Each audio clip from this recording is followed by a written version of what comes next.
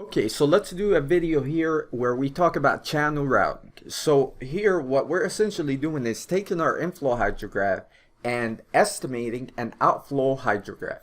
So we know this will be based on the equation of continuity when we're looking at channel or river routing. So the change in storage with respect to time, ds divided by dt, will depend on the inflow minus the outflow. So inflow is going to be the inflow rate to the reach, and outflow will be the outflow rate from a reach. So ds dt is the rate change in storage within the reach. So here, keyword reach. What do we mean by reach? And this is specific to channels and rivers. So it's the length of the channel uniform with respect to the discharge, depth, area, and slope. So for example, let's say I have a channel, and if I'm looking at it in this view, we will have water here that's flowing down, and the reach here will be this distance, because we will have a gauge here at point 1, we will have a gauge at point 2. This is essentially the length of the channel that's uniform, and we measure the discharge, depth, area, and slope. That will be the reach. So if we proceed down, we know that the channel is going to, again, depend on the inflow minus Q. So here I denoted Q as the discharge because that's what's coming out. So discharge is outflow, right? Outflow. So it's the same thing, just like what we had above. So it's just a different notation. Q here is the outflow. So I minus O is the change in storage with respect to time. So this is based on the continuity equation when we're looking at channel routing. So here we can see that we have the inflows coming in, Q coming out, the discharge, and I is bigger than Q in this case, right? And we will have some shape that looks like this, where we have a wedge on top. So this we call a wedge, and on the bottom, this will be our prism. So we have a wedge here, and when we have the I equals Q, the inflow equals the outflow or the discharge, we have the following: we have no wedge, and here we have the inflow coming in is going to be less than the discharge, the outflow, and we will have the following shape for a channel or river. So we know also that the storage is going to be a function of the inflows and outflows. So storage will be a function of inflows and outflows as well, and the continuity equation. So now we can denote one method that's usually used for channels and rivers. It's the Muskingum method, and it involves a storage equation that depends on the inflow and outflow required. So this is our storage, and this is just a method that's typically used for channels or rivers. So the storage is going to depend on the K value. We have bracket, we take everything in here, which depends on the X values and the inflow and the outflow, right? So we have inflow, outflow, because we know storage for channels depends on inflows and outflows, but what we introduce here is these K and X values. So K is going to be a storage time constant, and you can think of this as the time travel of a flood wave through the channel reach. Through the channel reach we're analyzing. So it depends on the time travel. It depends on the time, that K value. X will be a weighing factor depending on the shape of the wedge, and we know X is 0 when the reservoir storage depends on the outflow and we have no wedge. So for example, where we have no wedge is this case, right? Where the inflow equals the outflow. We have no wedge because it's just a prism here, or a rectangle. So that's what we mean there for the X. So X will be 0 there. But when X is in this range, it's around this range, for example, a natural stream, we will have a wedge, and this depends on the slope of the wedge.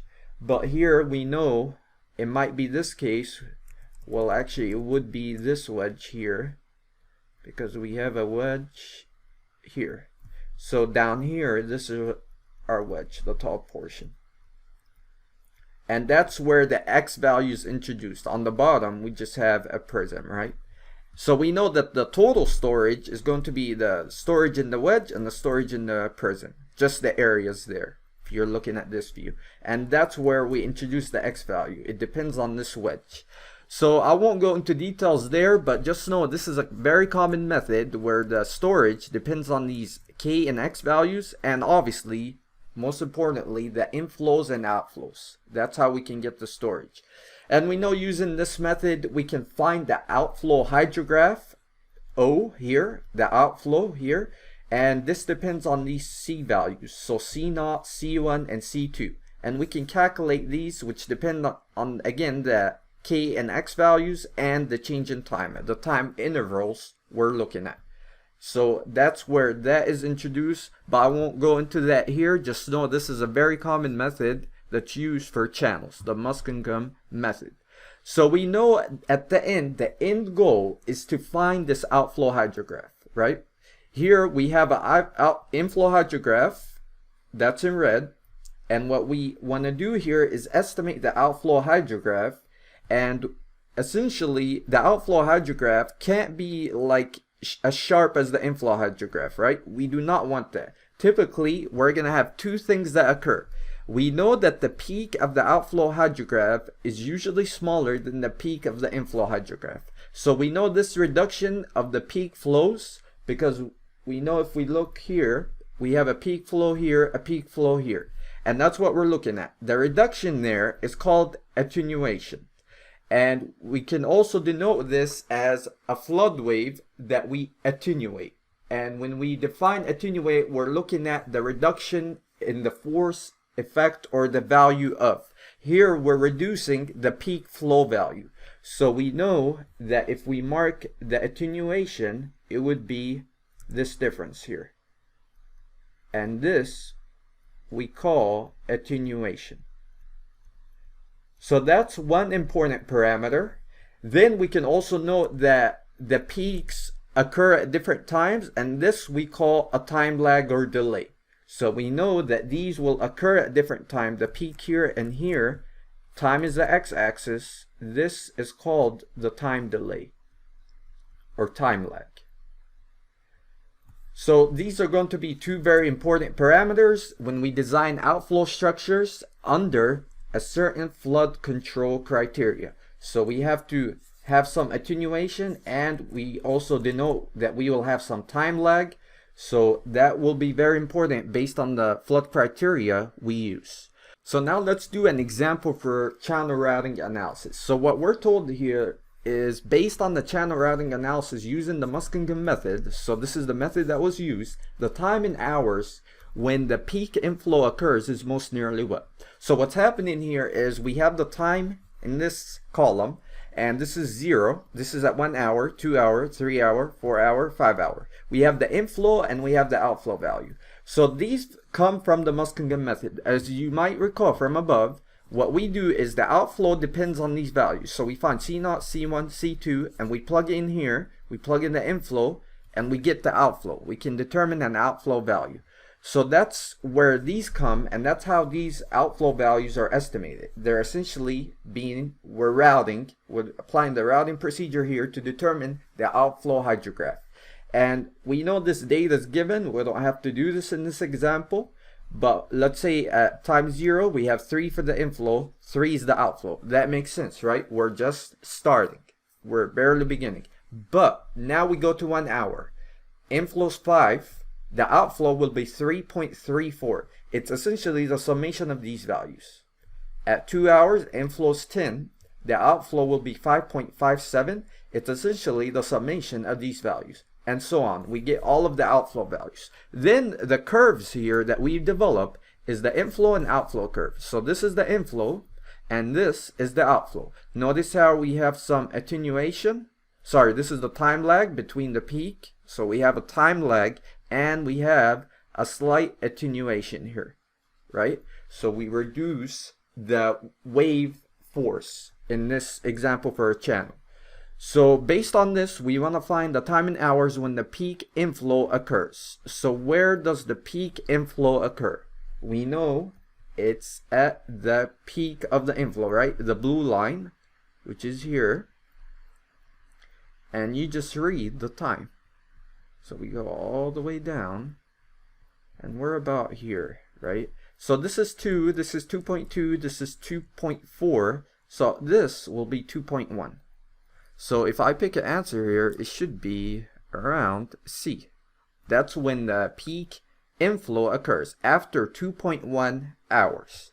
So now let's keep going.